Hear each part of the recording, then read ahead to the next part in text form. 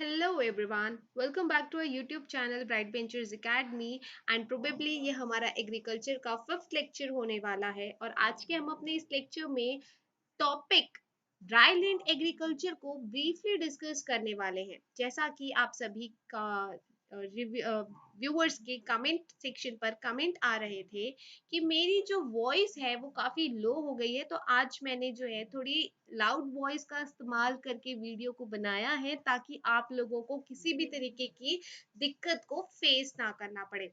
तो I request you कि please मेरे इस लेक्चर को एंड तक देखें, क्योंकि ये आपकी एग्जामिनेशन पॉइंट ऑफ व्यू से काफी ज्यादा इंपॉर्टेंट लेक्चर होने वाला है। प्लस मैं हर वीडियो लेक्चर में आप लोगों को वार्न करती आ रही हूँ कि हम जल्द से जल्द अपने सारे वीडियो लेक्चर्स को जो है वो प्राइवेट में कन्वर्ट करने वाले हैं, क्योंकि हमारे जो ओन स्टूडेंट्स हैं हमारे कोचिंग इंस्टीट्यूट्स के 9 to 12 क्लास के जो स्टूडेंट्स हैं उन्हें लेक्चर्स को देखने में फाइंड करने में बहुत सारी दिक्कतों का सामना करना पड़ रहा है। तो जितना जल्दी से जल्दी हो सके आप लेक्चर को देख लीजिए, नोट्स बना लीजिए। हमारे वीडियो लेक्चर हमारे चैनल पे यूट्यूब चैनल पे सारे video lectures free of cost available है। फॉरेस्ट्री का almost half of the part जो है आपकी सिलेबस से वो कवर हो चुका है, और एग्रीकल्चर का भी हमने जो लेक्चर्स है वो स्टार्ट कर दिया है। और होप सो आप लोगों के एग्जामिनेशन से पहले पहले एग्रीकल्चर के सारे टॉपिक्स जो है वो कवर हो जाएंगे। और यदि आपने कहीं पर भी पेड लेक्चर्स नहीं लिया है तो ये आप लोगों के लिए बहुत ही बेनिफिशियल होने वाला है, क्योंकि हमारे यूट्यूब चैनल पर आपको फॉरेस्ट्री और एग्रीकल्चर के सारे video free of cost available करवाए जा रहे हैं। तो जल्दी से जल्दी इसका लाभ उठाएं, अनलेस एंड अनटिल कि हमारे वीडियो जो है वो प्राइवेट में कन्वर्ट ना हो जाए। तो ये एक बहुत ही कॉमन इंफॉर्मेशन थी, मैं बार बार आप लोगों को वार्न कर रही हूँ। चलिए बिना टाइम गवाए आगे बढ़ते हैं और बात करते हैं और देखते हैं कि ड्राईलैंड एग्रीकल्चर के अंदर हम कौन कौन से टॉपिक्स को ब्रीफली डिस्कस करने वाले हैं। तो डियर व्यूअर्स, ड्राईलैंड एग्रीकल्चर के अंदर हम सबसे पहले देखेंगे कि ड्राईलैंड एग्रीकल्चर होता क्या है। फिर हम बात करेंगे ड्राईलैंड एग्रीकल्चर की क्लासिफिकेशन की, और जब हम उसको क्लासिफाई कर रहे होंगे तब हम देखेंगे कि ड्राईलैंड एग्रीकल्चर को हम फर्दर क्लासिफाई करते हैं into dry farming, dryland farming and rainfed farming. उसके बाद हम डिफरेंस देखेंगे between dryland farming and rainfed farming के बीच। और फिर हम देखेंगे कि ड्राईलैंड फार्मिंग के एस्पेक्ट्स को अपनाते टाइम आपके पास या किसी फार्मर को कौन से प्रॉब्लम्स को फेस करना होता है, एज वेल एज हम उसके प्रोस्पेक्ट्स को भी देखेंगे। फिर हम बात करेंगे ड्रॉट एंड एग्रीकल्चरल ड्रॉट की, और फिर हम बात करेंगे मॉइस्चर अवेलेबिलिटी इंडेक्स जिसको आप MAI की तरह से भी जानते हैं। और फिर हम बात करेंगे evapotranspiration as well as antitranspirants की। डियर व्यूवर्स, और एक बात, आप लोगों के कमेंट सेक्शन पर ये भी कमेंट्स आ रहे थे कि मैं जो लेक्चर्स बनाती हूँ तो ज्यादा से ज्यादा हिंदी भाषा का इस्तेमाल करूँ। तो आपके उस रिक्वेस्ट को भी मैंने ध्यान में रखा हुआ है, और आज का जो मेरा लेक्चर होने वाला है वो इंग्लिश और हिंदी दोनों ही लैंग्वेज में होगा। तो प्लीज प्लीज इस लेक्चर को एंड तक जरूर देखें। चलिए सबसे पहले बात करते हैं ड्राईलैंड एग्रीकल्चर की। अगर हम ड्राईलैंड एग्रीकल्चर की बात करते हैं तो ड्राईलैंड एग्रीकल्चर क्या होता है? ऐसे एरियाज जहां पर प्रॉपर इरिगेशन फैसिलिटीज अवेलेबल नहीं है। ओके, यानी कि वो एरियाज जहां पर प्रॉपर इरिगेशन फैसिलिटीज नहीं है, जैसे फॉर एग्जांपल उनके पास ना तो कुएं हैं, ना तालाब है, ना बोरवेल है, ना ही कोई इरिगेशन कैनल है। जब उनके पास कोई भी इरिगेशन फैसिलिटीज नहीं है तो जो किसान होगा, जो फार्मर होगा, वो किस पे डिपेंड होगा? Definitely they will depend on monsoon. ठीक, एग्रीकल्चर के लिए वो किस पे डिपेंडेंट होंगे? मॉनसून पे। तो ऐसे एरियाज जहां पर कृषि वर्षा आधारित होती है, ऐसे एरियाज को हम क्या कहते हैं? ड्राईलैंड एग्रीकल्चर कहते हैं। तो ये आपको यहाँ पर डेफिनेशन दी हुई है। और ये जो ड्राईलैंड एग्रीकल्चर है, it means what? Cultivation of crops entirely under rain fed condition, यानी कि जहां पर एग्रीकल्चर कंप्लीटली वर्षा पर या रेनफॉल पर निर्भर होती है, ऐसे एरियाज को हम क्या बोलते हैं, ड्राईलैंड एग्रीकल्चर बोलते हैं।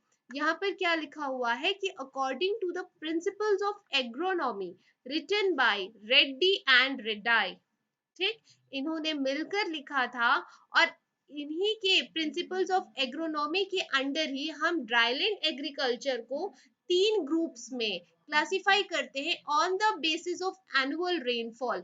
वार्षिक वर्षा के आधार पर हम ड्राईलैंड एग्रीकल्चर को 3 स्टेट्स में क्लासिफाई करते हैं। जैसे सबसे अगर हम बात करें ड्राईलैंड एग्रीकल्चर की क्लासिफिकेशन की, तो सबसे पहला आता है आपके पास ड्राई फार्मिंग, या जिसे आप शुष्क खेती कहते हैं। तो ड्राई फार्मिंग बेसिकली क्या होता है, जहां पर एनुअल रेनफॉल 750 मिलीमीटर से कम होती है, ऐसे एरियाज पे जो एग्रीकल्चर मेथड्स एडॉप्ट किए जाते हैं, उसको हम क्या कहते हैं, ड्राई फार्मिंग कहते हैं। नेक्स्ट है ड्राईलैंड फार्मिंग। तो ड्राईलैंड फार्मिंग क्या होती है, जहां पर एवरेज रेनफॉल 750 मिलीमीटर से 1150 मिलीमीटर हो रही हो, ऐसे ऐसे एरियाज को हम क्या कहते हैं, ड्राईलैंड फार्मिंग कहते हैं। फिर बात आती है रेन फेड फार्मिंग की। तो रेन फेड फार्मिंग का मतलब क्या हुआ, जहां की वार्षिक वर्षा 1150 mm से अधिक होगी, मोर देन एनुअल रेनफॉल जो होगा it will be more than 750 millimetre, ऐसे एरियाज पे जो फार्मिंग टेक्निक्स अपनाई जा रही है, उन्हें हम क्या कहेंगे, रेन फेड फार्मिंग कहेंगे। बाकी और भी एक्स्ट्रा चीजें जो है यहाँ पर लिखी हुई हैं, आप एक बार जो है देख लीजिएगा। चलिए, अब हम बात करते हैं what is the difference between dryland farming and rain fade farming. Okay, चलिए देखते हैं। तो according to United Nations Economic and Social Commission for Asia and the Pacific, इन्होंने क्या किया, ड्राईलैंड फार्मिंग और रेन फेड फार्मिंग को एक दूसरे से अंतर बताने के लिए, एक दूसरे में क्या अंतर है उसको जताने के लिए उन्होंने कुछ कैटेगरीज रखी, उन्होंने कुछ क्राइटेरियाज रखी। तो चलिए उसको देखते हैं। यहाँ पर देखिए, सबसे पहले यहाँ पर आपको दिया हुआ है ड्राईलैंड फार्मिंग और रेन फेड फार्मिंग। तो ड्राईलैंड फार्मिंग के लिए जो रेनफॉल जो है, जो डिसाइड की गई, वो 800 से क्या होनी चाहिए, लेस देन होनी चाहिए, 800 मिलीमीटर से कम होनी चाहिए। वहीं उन एरिया जहां पर 800 मिलीमीटर से ज्यादा वार्षिक वर्षा हो रही होगी, ज्यादा एनुअल रेनफॉल हो रहा होगा, ऐसे एरियाज को हम क्या कहेंगे, रेनफेड फार्मिंग कहेंगे। अब देखिए, ड्राईलैंड फार्मिंग के लिए जो मॉइस्चर अवेलेबिलिटी होगी उसकी शॉर्टेज होगी, यानी कि मॉइस्चर कम होगा। बट रेनफेड फार्मिंग के लिए जो मॉइस्चर अवेलेबल होगा वो इनफ होगा, इतना होगा कि वहां पर जो जिसकी भी आप क्रॉपिंग कर रहे हैं वो प्रॉपरली हो सकेगी। अब अगर हम यहाँ के ग्रोइंग सीजन की बात करें, तो ड्राईलैंड फार्मिंग में जो ग्रोइंग सीजन होगा it will be less than 200 days, वहीं रेनफेड फार्मिंग में क्या होगा, मोर देन 200 डेज। तो ये सारी चीजें जो है आप एक बार देख लीजिएगा, ये सारी चीजें आप एक बार पढ़ेंगे तो आपको समझ में आ जाएंगी। चलिए, अब हम बात करते हैं problems and prospects of dryland agriculture. तो सबसे पहले आप ये समझिए कि अगर हम इंडिया में टोटल अवेलेबल एग्रीकल्चर लैंड की बात करें, यानी कि इंडिया में, भारत में कृषि योग्य भूमि की बात करें, तो कृषि योग्य भूमि की अगर हम बात करते हैं तो इंडिया में ऑल ओवर 143 मिलियन हेक्टर जो है, it is what total available agricultural land, कृषि योग्य भूमि जिसे हम कहते हैं। तो ये जो डाटा है ये आपको डेफिनेटली याद रखना पड़ेगा, ये कुछ एडिशनल बातें हैं जो मैं आपको बता रही हूँ। फिर क्या होता है, अगर आप इस टोटल अवेलेबल एग्रीकल्चरल लैंड, यानी कि टोटल कृषि योग्य भूमि में अगर हम पूछते हैं कि रेनफेड एरिया कितना है, तो रेनफेड एरिया जो है वो आपका है लगभग 108 मिलियन हेक्टर। ये पूरा का पूरा इंडिया का अवेलेबल एग्रीकल्चरल लैंड हुआ, टोटल अवेलेबल एग्रीकल्चरल लैंड। और इस टोटल अवेलेबल एग्रीकल्चरल लैंड में 108 मिलियन हेक्टर जो है ये आपका रेनफेड फार्मिंग है या रेनफेड एरिया है। ओके, अब अगर देखा जाए तो रेनफेड जो एरिया है ये लगभग पूरे टोटल कृषि योग्य भूमि का 67 से 70% है लगभग आसपास, आप देख लीजिएगा क्या है। और यहाँ पर अगर हम रेनफेड एरिया के मेजर क्रॉप्स की बात करें तो यहाँ पर जो रेनफेड एरियाज जो होते हैं वहां पर जो मेजर क्रॉप्स ग्रो किए जाते हैं तो वो लगभग सारे मिलेट्स होते हैं। मिलेट्स का मतलब क्या हुआ, जैसे आपके सीरियल्स क्रॉप जो हो गए, जैसे ज्वार हो गया, बाजरा हो गया, मेज हो गया, ऑयल सीड हो गया। तो ज्वार, बाजरा और मेज जो है वो रेनफेड कंडीशन में उनकी जो क्रॉपिंग की जाती है वो 90% तक की जाती है। वहीं ऑयल सीड की बात करें तो 80 टू 85%, कॉटन जो है 72 टू 75%, वीट 33.33% और राइस जो है वो 66% तक की जो है रेनफेड फार्मिंग में इनकी क्रॉपिंग की जाती है। तो ये सारे डाटा जो है वो डेफिनेटली आपको याद रखने की जरूरत है। तो कॉपी और पेन लेके बैठिए और लेक्चर को एंड तक देखिए और सारे इंपॉर्टेंट नोट्स को, आप सारे इंपॉर्टेंट पॉइंट्स को बिल्कुल नोट डाउन करते जाइए। ओके, चलिए अब देखते हैं कि what are the problems and prospects faced during dryland agriculture. Definitely क्या होता है कि अगर कोई भूमि है जो कि कंप्लीटली वर्षा पर आधारित है, यानी कि रेनफॉल पे डिपेंडेंट है, तो ऐसे में कौन कौन से प्रॉब्लम्स जो है वो किसी फार्मर को फेस करने पड़ेंगे। तो जैसे ड्राई फार्मिंग एरियाज जो है वो definitely characterized by very low and highly variable and uncertain yields. तो प्रॉब्लम क्या क्या होते हैं, सबसे पहले तो ये होता है कि जो इंडिया, अगर हम डिस्ट्रीब्यूशन की बात करें तो कहीं पर भी जो रेनफॉल है वो प्रॉपरली डिस्ट्रीब्यूटेड नहीं है।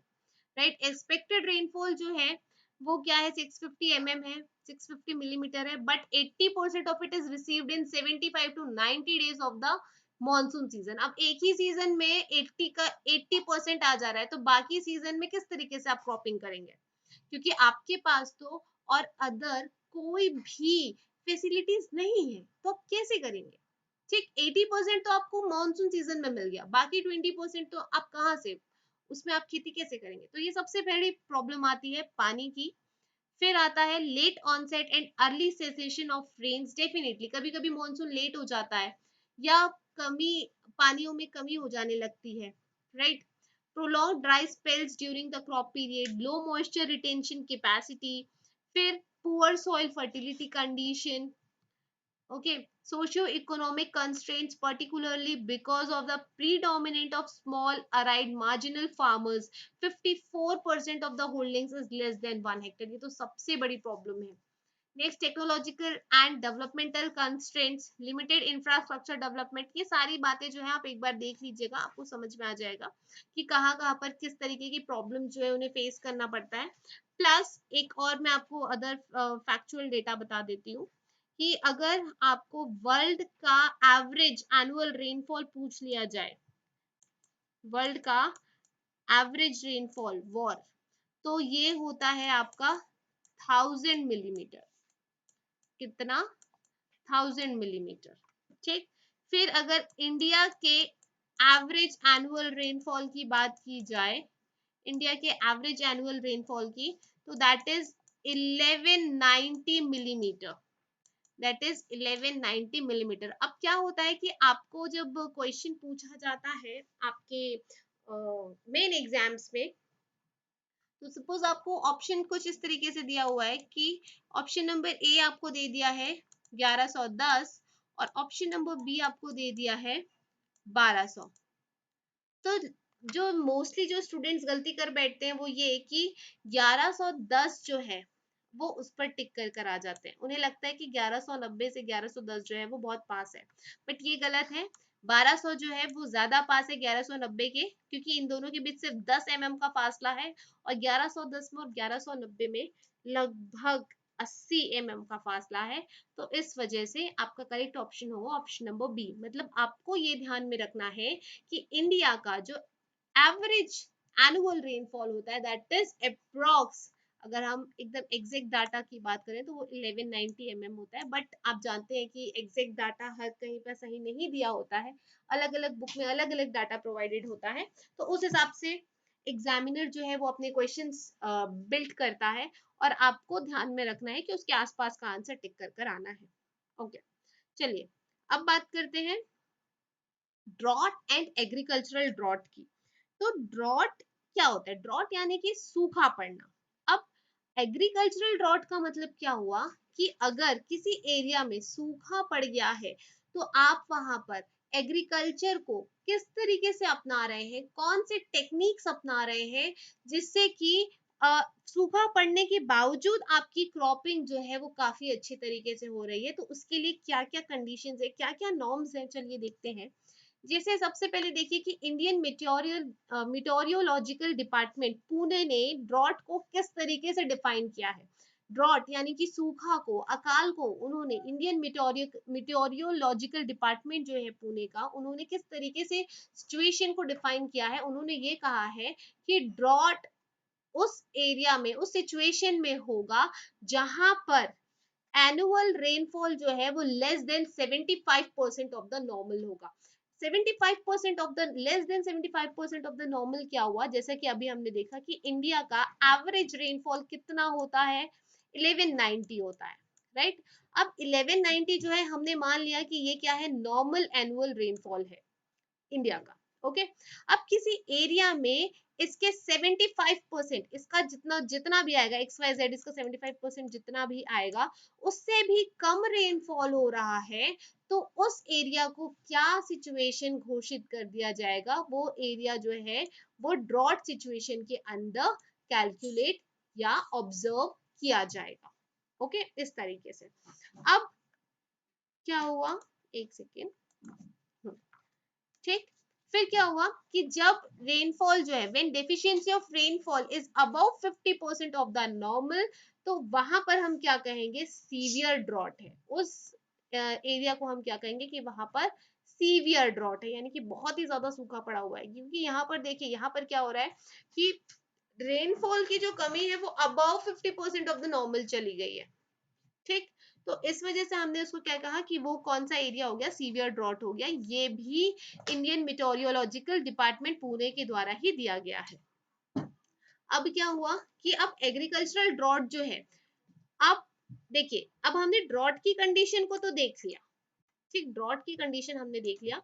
अब हम ये देख रहे हैं कि एग्रीकल्चरल ड्रॉट यानी कि सूखे के बावजूद हम किस तरीके से एग्रीकल्चर को प्रैक्टिस कर सकते हैं। तो एग्रीकल्चरल ड्रॉट जो है वो किस पे डिपेंडेंट होगा, मॉइस्चर पे, राइट। कैसे मॉइस्चर पे, देखिए यहाँ पर क्या हो रहा है, जहां पर ड्रॉट वाली सिचुएशन है वहां पर क्या हो रहा है कि नॉर्मल से 75% लेस बारिश हो रही है, लेकिन बारिश तो हो रही है ना, बारिश तो हो रही है भाई। तो अब वो जो बारिश हो रही है, हमें उसी के पानी से जो मॉइस्चर मिल रहा है, उस मॉइस्चर को देर तक मेंटेन करना है, देर तक मेंटेन करना है, ठीक। तो वो कैसे आप मेंटेन करोगे, राइट। तो उस मॉइस्चर को देर तक मेंटेन करने को ही हम क्या कहते हैं, पोटेंशियल इवेपोट्रांसपिरेशन कहते हैं। Potential evapotranspiration, it means what, कि मॉइस्चर को होल्ड करने की कैपेसिटी। ये हम देखेंगे आगे, अभी स्लाइड्स में अपने देखेंगे कि बहुत ही ब्रीफली देखेंगे पोटेंशियल इवेपोट्रांसपिरेशन क्या होता है, ठीक। अब देखिए क्या हुआ कि जहां पर ड्रॉट, सूखा पड़ा है, वहां पर क्या होता है, 20% of the years during the period are considered drought areas, and where it has occurred in more than 40% of the years called chronic drought areas. अब क्या हुआ कि सपोज जिस एरिया में क्या हुआ कि 20% ऑफ द ईयर्स जो है उसमें वहां पर ड्रॉट एरिया था, 20% ऑफ द ईयर, ठीक। वहां पर क्या था, ईयर्स, मतलब उन्होंने कुछ क्राइटेरियाज बनाई हुई है, कुछ नॉर्म्स बनाई हुई है, और उस इतने साल में 20% जो है वहां पर लगभग सूखा ही पड़ा था, ठीक। और जहां पर मोर देन 40% ऑफ द ईयर्स हो चुका है, तो ऐसे एरियाज को हम क्या कहते हैं, क्रोनिक ड्रॉट एरियाज कहते हैं, ठीक। क्या कहते हैं, क्रोनिक ड्रॉट एरियाज कहते हैं। अब यहाँ पर देखिए, यहाँ पर है आपका ICRISAT, ठीक।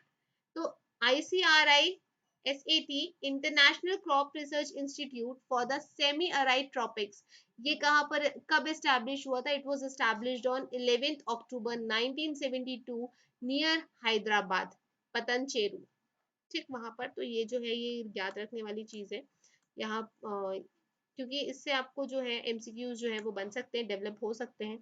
फिर ICARDA, ICARDA, international center for agricultural research in dry areas in 1977 at Aleppo, Syria.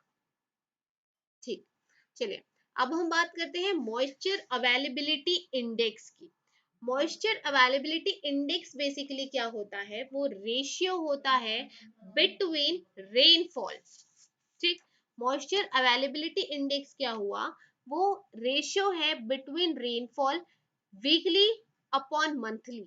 एक वीक में कितना रेनफॉल हुआ अपॉन मंथली रेनफॉल कितना हुआ, at 50% probability level to potential evapotranspiration to the corresponding period। Evapotranspiration जो है वो क्या होता है अभी हम आगे पढ़ेंगे, बट इवेपोट्रांसपिरेशन का 50%, इवेपोट्रांसपिरेशन का 50% प्रोबेबिलिटी लेवल जो है, राइट, वो आपका क्या कहलाता है, मॉइस्चर अवेलेबिलिटी इंडेक्स कहलाता है। आप सिर्फ ये समझिए, इसको मैं सीधे सीधे आसान आसान शब्दों में समझाती हूँ कि मॉइस्चर अवेलेबिलिटी इंडेक्स क्या होता है, ratio of rainfall between weekly upon monthly. कोई बात नहीं, हम पहले मॉइस्चर डेफिसिट इंडेक्स पढ़ते हैं, उसके बाद जो है आपको मॉइस्चर अवेलेबिलिटी इंडेक्स जो है वो बहुत ही आसानी से समझ आ जाएगा। देखिए, अगर मैं मॉइस्चर डेफिसिट इंडेक्स की बात करती हूँ तो आप ऐसा समझिए कि किसी एरिया में, किसी पर्टिकुलर एरिया में कितनी एवरेज रेनफॉल हुई है। ध्यान से सुनिएगा, एक पर्टिकुलर एरिया में कितनी एवरेज रेनफॉल हुई है और कितना इवेपोरेशन हुआ है। ठीक, कितनी एवरेज रेनफॉल हुई है और कितना इवेपोरेशन हुआ है, उसको हम क्या कहते हैं, मॉइस्चर डेफिसिट इंडेक्स कहते हैं। देखिए, अगर मैं इवेपोरेशन और ट्रांसपिरेशन की बात करूं तो चलो अब हम एक बात और जो है उसको डिस्कस कर लेते हैं। यहाँ पर सपोज ये कोई प्लांट है, ठीक, ये कोई प्लांट है और ये इसका ग्राउंड सरफेस है। ठीक, तो चलिए देखिए, देखिए प्लांट जो है डांस कर रहा है मेरा। ओके, चलिए देखिए क्या हो रहा है कि यहाँ पर जब रेनफॉल हुई, ठीक, रेनफॉल हुई, पानी गिर रही है, पानी गिर रहा है, ठीक, अब यहाँ पर क्या हुआ, सन है, बारिश हुआ, धूप भी आई, ठीक, बारिश के बाद क्या हुआ, धूप भी आई। तो अब क्या हो रहा है डियर व्यूअर्स, ध्यान से देखिएगा कि जब बारिश हुई तो पानी जो है वो ग्राउंड सरफेस पे भी गया, राइट, प्लस पौधों को भी पानी मिला, प्लांट को भी पानी मिला। तो इवापोरेशन क्या हो, इवापोरेशन और ट्रांसपिरेशन, मैं आपको क्या समझा रही हूँ, इवापोरेशन और ट्रांसपिरेशन दोनों में क्या डिफरेंस होता है मैं आपको ये समझा रही हूँ। ठीक, इवापोरेशन क्या हुआ कि अगर ग्राउंड सरफेस से कोई पानी का वाष्पीकरण हो रहा है, ग्राउंड सरफेस से पानी इवापोरेट हो रहा है, तो इस प्रोसेस को हम क्या कहेंगे, इवापोरेशन कहेंगे। ठीक, ग्राउंड सरफेस से पानी का वाष्पीकरण होना क्या कहलाएगा, इवापोरेशन कहलाएगा। वहीं अगर लीफ से या प्लांट के किसी भी पार्ट से अगर इवापोरेशन प्रोसेस हो रहा है, यानी पानी जो है वो वेपर्स के फॉर्म में वेपोराइज हो रहा है, तो उसे हम क्या कहेंगे, ट्रांसपिरेशन कहेंगे। बस इतना ही डिफरेंस होता है इवापोरेशन और ट्रांसपिरेशन में। वापस आते हैं मॉइस्चर डेफिसिट इंडेक्स में, या जिसे हम एमडीआई से के नाम से भी जानते हैं। तो मॉइस्चर डेफिसिट इंडेक्स क्या होता है कि एक पर्टिकुलर एरिया पे कितना एवरेज रेनफॉल हुआ और कितना वहां पर इवापोरेशन हुआ। ठीक, तो वो आपका क्या कहलाएगा, मॉइस्चर डेफिसिट इंडेक्स कहलाएगा। क्योंकि मैंने आपको क्या बताया कि एग्रीकल्चरल ड्रॉट एरियाज में, यानी कि ड्रॉट एग्रीकल्चरल, जब आप वहां पर आपको क्या करना होता है, एग्रीकल्चरल टेक्निक्स अपनाने होते हैं, तो वहां पर आप किस तरीके से, किस पे बेस्ड होगे, किस पे बेस्ड होगे, आपने एग्रीकल्चरल टेक्निक्स के लिए, राइट, तो किस पे आप बेस्ड होगे, मॉइस्चर पे डिपेंड करेगा।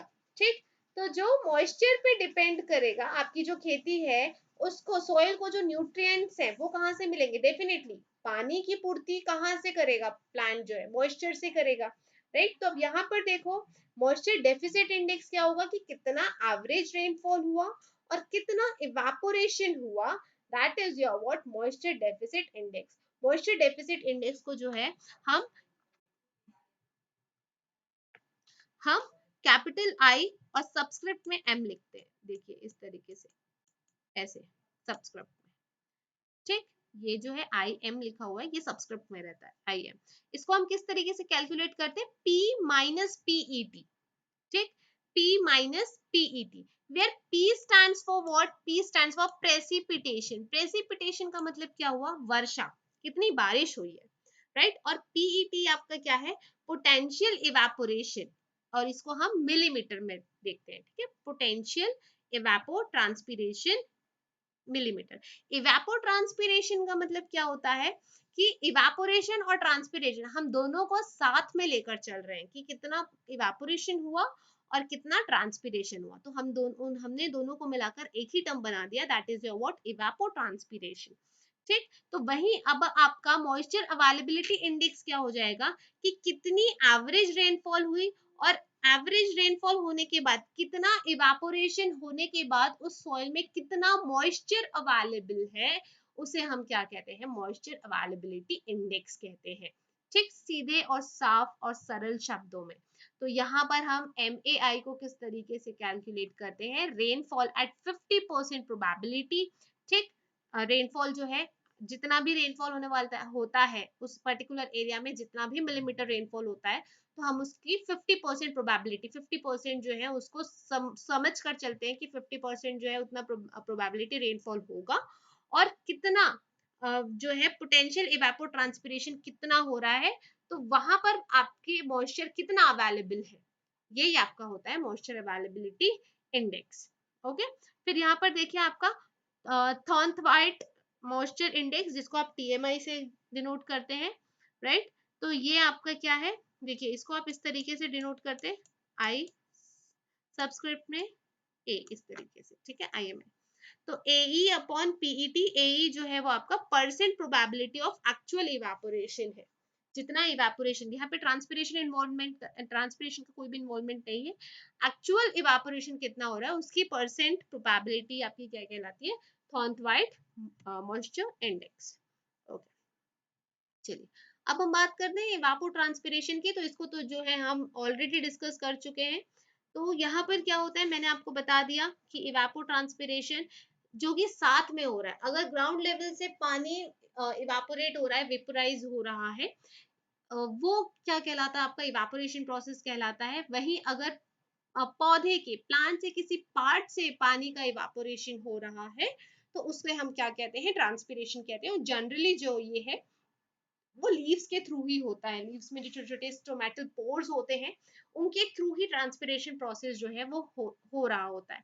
अब देखिए क्या होता है कि किसी दिन अगर ज्यादा धूप पड़ी, तो बहुत ज्यादा पानी जो है वो इवेपोरेट हो जाएगा, राइट।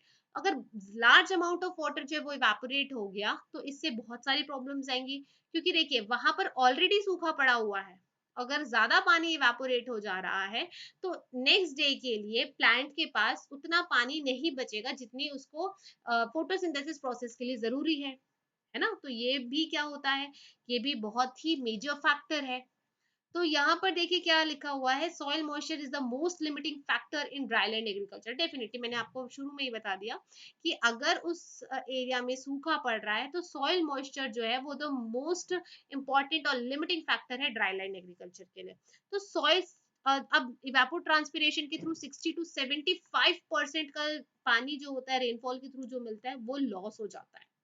ये फैक्ट जो है, डाटा जो है, ये आप याद रखिए कि रेनफॉल के थ्रू जितना भी पानी मिलता है, इवेपोट्रांसपिरेशन के थ्रू 60 to 75% पानी जो है वो क्या हो जाता है, लॉस हो जाता है, ठीक। अब इन सारे लॉसेस को हम किस तरीके से रिड्यूस कर सकते हैं, by the means of mulching जो है वो हमने ऑलरेडी डिस्कस किया हुआ है फॉरेस्ट्री में, राइट। क्या करते हैं, हम सॉइल की मॉइस्चर को मेंटेन करने के लिए उसके ऊपर सूखे घास बिछा देते हैं, है ना। मल्चिंग जो है हमने ऑलरेडी डिस्कस कर रखी है।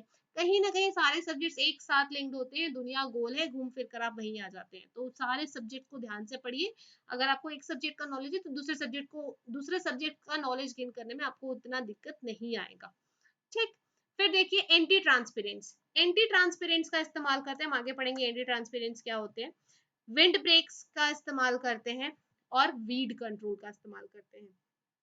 शेल्टर बेल्ट्स और विंड ब्रेक्स जो है ये भी हमने ऑलरेडी फॉरेस्ट्री पार्ट में डिस्कवर किया हुआ है। इसी ड्राई लैंड एग्रीकल्चर का ही टॉपिक है विंड ब्रेक्स और शेल्टर बेल्ट्स, बट मैंने यहाँ से उसको एक्सक्लूड कर दिया क्योंकि उनके बारे में हमने ऑलरेडी पढ़ा हुआ है अपने फॉरेस्ट्री के लेक्चर्स में। प्लस एक बहुत ही और मोस्ट इंपॉर्टेंट टॉपिक है आपके इस लेक्चर के अंदर, जो टॉपिक है वो है वाटर शेड मैनेजमेंट। तो वाटर शेड मैनेजमेंट जो है वो आपके फॉरेस्ट्री वाले पार्ट पे भी आता है, तो उसके लिए मैं एक अलग सी वीडियो बनाऊंगी ताकि आप लोगों को वाटर शेड मैनेजमेंट से रिलेटेड जितने भी आप के टॉपिक्स हैं वो मैं बहुत ही अच्छे से क्लियर कर सकूं। और वो थोड़ा लेंदी टॉपिक होगा इसलिए मैंने उसको अपने इस लेक्चर में इंक्लूड नहीं किया है। ठीक, चलिए अब देखते हैं एंटी ट्रांसपेरेंट्स क्या होते हैं। अब जैसा कि मैंने आपको बताया कि 60 to 75% ऑफ वाटर जो है, रेनफॉल का जो पानी है वो लॉस हो जाता है by the means of transpiration and evaporation.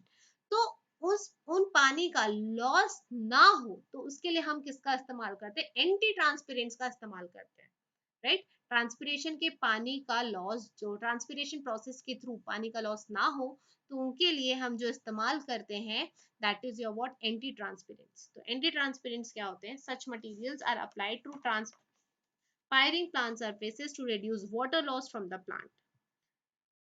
अब देखिए एंटी ट्रांसपेरेंट्स की बात करते हैं तो सबसे ज्यादा जो पानी ट्रांसपिरेशन प्रोसेस के थ्रू लॉस हो जाता है वो होता है स्टोमाटा से। ठीक, मैंने आपको बताया कि लीव्स से जो स्टोमाटास होते हैं उनके थ्रू जो है बहुत ज्यादा वाटर लॉस हो जाता है। तो अब जो स्टोमाटा है हमें क्या करना है? वो स्टोमाटा जो है उसके पोर्स जो है वो खुले हुए हैं, तो हमें सबसे पहले क्या करना होगा? उनको क्लोज करना होगा। तो सबसे पहले जो आएंगे वो आपके स्टोमाटा क्लोजिंग टाइप आएंगे, जिनके थ्रू आप क्या कर सकते हो? स्टोमाटा को क्लोज कर सकते हो। अगर आप स्टोमाटा को बंद कर दे रहे हैं तो वहां से पानी जो 60 to 75% लॉस हो रहा था वो कुछ कम होने लगेगा। ठीक, तो ऐसे एंटी ट्रांसपेरेंट्स जो कि वाटर लॉस स्टोमेटल क्लोजिंग के थ्रू हो सकती है, ऐसे एंटी ट्रांसपेरेंट्स को हम स्टोमेटा क्लोजिंग टाइप के अंदर कंसीडर करते हैं। और वो है आपके PMA, phenyl mercuric acetate. Herbicides होते हैं जैसे कुछ एट्राजीन हो गए, लो कंसेंट्रेशन में आप एट्राजीन का इस्तेमाल करते हो।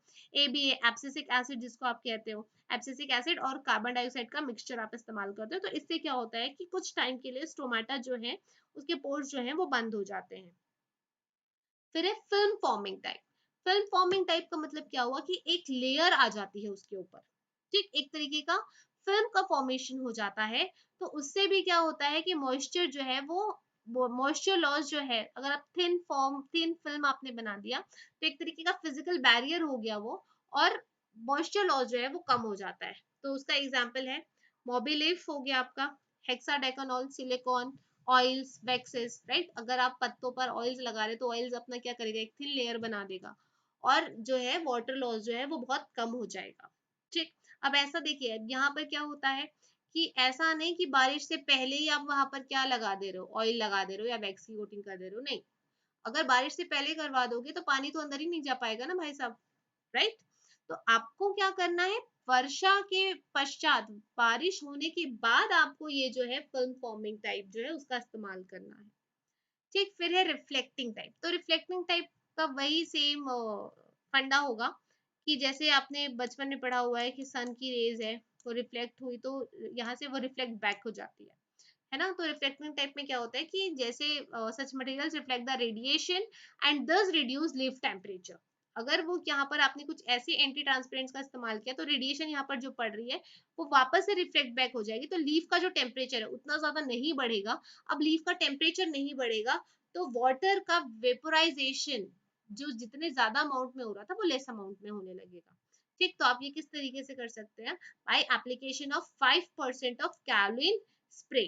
ठीक, फिर है ग्रोथ रिटार्डेंट्स। ग्रोथ रिटार्डेंट्स जैसे फॉर एग्जांपल क्या हुआ है कि ऐसे केमिकल्स जो कि शूट ग्रोथ को और shoot grow reduce shoot growth, shoot यानी कि स्टेम उसके ग्रोथ को क्या करते हैं? रिड्यूस करते हैं और रूट ग्रोथ को बढ़ाते हैं। तो ऐसे को भी, तो it also induces stomatal course closure. Example है साइकोसेल, ट्रिपल सी के नाम से भी आप जानते हैं। फिर एंटी ट्रांसपेरेंट जनरली क्या होते हैं, जैसे देखिए अगर आपने क्या किया, एंटी ट्रांसपेरेंट्स का इस्तेमाल किया, तो वो डेफिनेटली फोटोसिंथेसिस प्रोसेस जो है उनको कम कर देंगे, उनकी रेट को कम कर देंगे, इसलिए उनकी जो यूज है वो लिमिटेड होती है। अगर आप ज्यादा अमाउंट में यूज करें तो फोटोसिंथेसिस प्रोसेस नहीं हो पाएगी, और फोटोसिंथेसिस प्रोसेस नहीं हो पाएगी तो प्लांट की जो ग्रोथ है वो कम होने लगेगी, उनकी जो डेथ है वो जल्दी वो ज्यादा प्रोबेबिलिटी हो जाएगी, उनकी डेथ की जो प्रोबेबिलिटी है वो बढ़ जाएगी। तो इसीलिए इनका जो है वो लिमिटेड रूप से इस्तेमाल किए जाते हैं। ओके, तो डियर व्यूअर्स, आज के हमारे इस लेक्चर में हमें सिर्फ यहीं तक पढ़ना था, और इसके साथ ही आपका ड्राईलैंड एग्रीकल्चर वाला जो पोर्शन है वो खत्म होता है।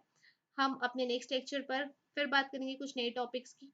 और बस कुछ नहीं, आपको क्या करना है, ज़्यादा से ज़्यादा मेरे वीडियो को शेयर करना है, चैनल को सब्सक्राइब करना है, और प्लीज प्लीज प्लीज प्लीज, और एक बात फिर से वो मैं आपको वार्न कर रही हूँ कि अभी तक अगर आपने मेरा वीडियो लेक्चर नहीं देखा है तो अभी जाकर उसे देखिए, अपने नोट्स बनाएं, ताकि आप अपने एग्जाम में अपनी सिलेक्शन को पक्का कर सकें। तो dear viewers, please keep supporting, and thanks for watching.